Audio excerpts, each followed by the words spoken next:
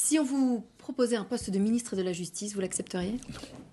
Sûr? Ah oui, sûr. Vous voulez que je vous le signe? Ouais. Non, non, mais personne n'aurait jamais l'idée sotte de me proposer cela. Et moi, franchement, je n'accepterai jamais un truc pareil, non. Non. Léa Salamé, votre invitée ce matin, est ministre de la Justice. Bonjour à vous, Éric Dupond-Moretti. Bonjour, Madame Salamé. Et c'est pas fini. Un ministre doit quitter le gouvernement lorsqu'il est mis en examen. Après 6 longues heures d'interrogatoire, Éric Dupond-Moretti, ministre de la Justice, est mis en examen pour prise illégale d'intérêt. Monsieur le ministre, est-ce que vous allez démissionner? Ça n'est pas à l'ordre du jour.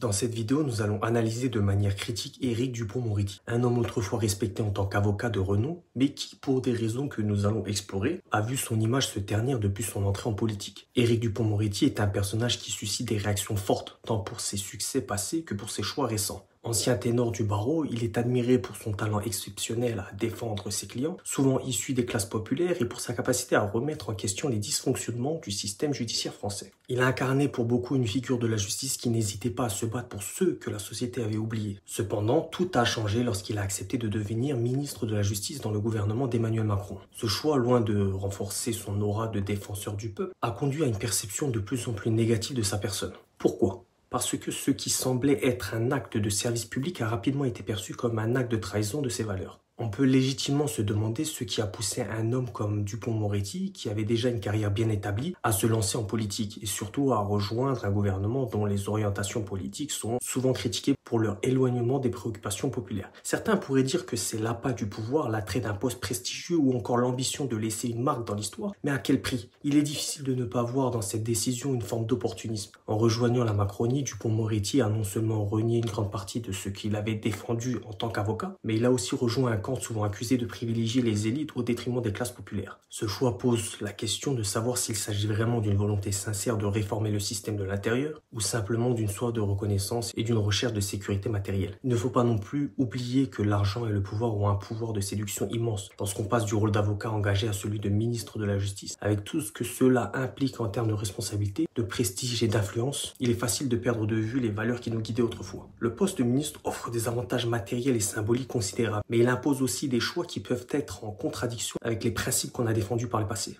La critique ici n'est pas tant sur le fait qu'il a accepté un poste important, mais sur ce qu'il en a fait. Loin de révolutionner la justice ou de corriger les inégalités du système, son action semble marquée par une continuité avec les politiques antérieures, souvent critiquées pour leur dureté envers les plus faibles et leur complaisance envers les plus puissants. Pour beaucoup, Dupond-Moretti a choisi de devenir un rouage de la machine plutôt que de rester un avocat du peuple, un homme qui défend la justice pour tous. En conclusion, le parcours d'Éric Dupond-Moretti est un exemple frappant de la manière dont le pouvoir et l'argent peuvent influencer, voire corrompre les valeurs profondes d'un individu. Il nous rappelle aussi que les choix que l'on fait, surtout lorsqu'ils impliquent de rejoindre des structures de pouvoir, doivent toujours être interrogés à la lumière de ce que nous défendions auparavant. Pour Dupond-Moretti, ce choix a été de rejoindre le gouvernement. Mais à quel prix? À celui de la confiance et du respect que le vouaient ceux qui l'ont longtemps défendu. Bref, dites-moi ce que vous en pensez en commentaire. Bien sûr, toujours dans le respect, mais c'est compliqué avec eux.